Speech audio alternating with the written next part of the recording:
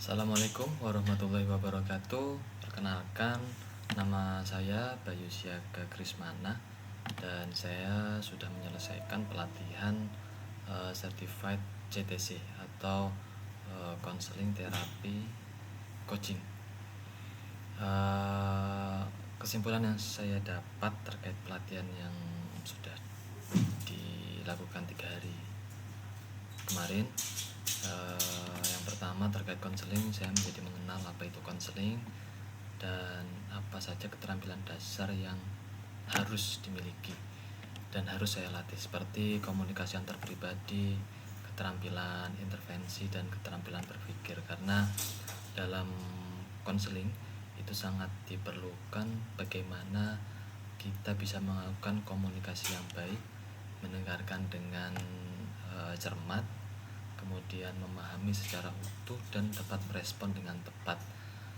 Kemudian diajarkan juga bagaimana keterampilan dasar dalam suatu konseling dan tahapan, serta kemarin diajarkan satu metode pendekatan konseling, yaitu konseling realita, dimana itu mengacu pada teori psikologi Abraham Maslow atau teori pendekatan Maslow, di mana manusia itu memiliki kebutuhan dasar, diantaranya adalah seperti bertahan hidup, kemudian cinta, kekuasaan, kebebasan, dan kesenangan.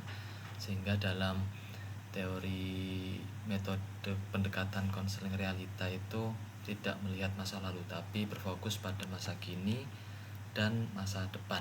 Jadi apa yang ingin dicapai, apa yang diinginkan oleh konseling, dan itu sejalan dengan materi coaching yang disampaikan pada hari terakhir. Itu menjelaskan bahwa coaching itu berfokus pada masa depan.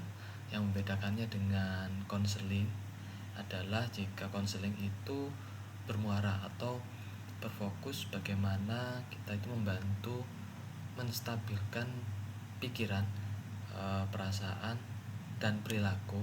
Sedangkan pada coaching itu kita membantu seseorang untuk mempersiapkan mental untuk pencapaian di masa depan.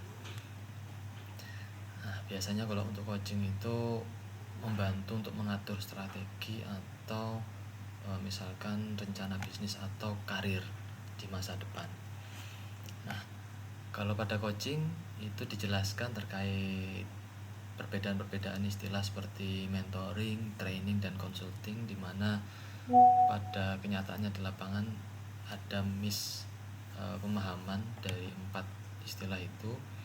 Kemudian yang saya garis bawahi terkait coaching adalah sangat penting untuk melatih diri agar bisa berada pada kondisi mindfulness ketika coaching, atau berada seutuhnya di satu waktu itu ketika pelaksanaan coaching. Karena dengan begitu kita dapat lebih mudah untuk berinteraksi dengan coach dan dapat memahami coach melalui intonasi, bahasa tubuh, dan memudahkan dalam menarik kata kunci atau kesimpulan. Kemudian yang terkait materi hari kedua terapi, itu diajarkan bagaimana kita memanajemen stres, sehingga di awal dikenalkan apa saja yang faktor-faktor penyebab stres.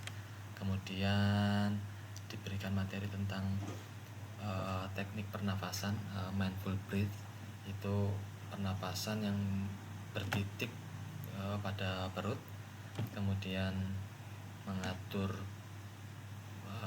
alur atau ritme pernapasan. Kemudian diajarkan juga tentang 9 titik meridian dan metode terapi air atau akui, izinkan, dan relakan, yang secara garis besar saya pahami dari metode air ini atau teori terapi yang telah disampaikan itu menggabungkan jadi antara kehadiran kita, keterlibatan kita sebagai manusia dengan keterlibatan atau kehadiran Tuhan yang memiliki kuasa seutuhnya, sehingga dalam terapi itu kita semakin mendekatkan diri atau mempererat hubungan antara manusia dengan Tuhan. Itu untuk kesimpulan saya terkait terapi, kemudian materi konseling dan materi coaching. Terima kasih pada para coach yang sudah memberikan pelatihan. Terima kasih kepada Golden Skill yang telah memfasilitasi. Kurang lebihnya mohon maaf. Demikian, sekian dari saya. Wassalamualaikum warahmatullahi wabarakatuh.